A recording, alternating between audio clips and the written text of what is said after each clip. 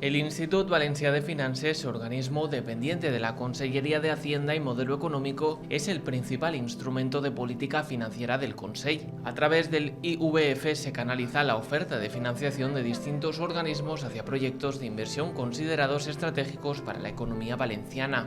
En este sentido, cabe destacar el papel del Institut Valencià de Finances como organismo gestor de los fondos europeos, para lo que ha creado diversos instrumentos financieros cofinanciados por la Unión Europea a través del programa operativo del Fondo Europeo de Desarrollo Regional de la Comunitat Valenciana 2014-2020.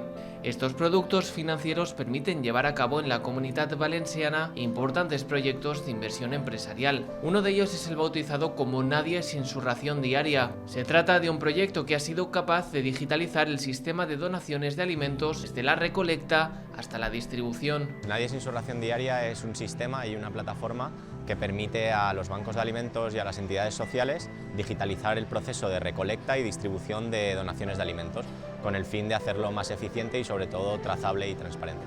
Lo que conseguimos es que los bancos de alimentos puedan repartir las donaciones en forma de tarjeta monedero, evitando de esta forma toda la logística derivada, los trabajos de manufactura de alimentos y sobre todo reducir la huella de carbono, pero favoreciendo la integración social de las personas que reciben la ayuda. El proyecto supone para nosotros un paso adelante porque estamos viendo que el futuro va a ser online.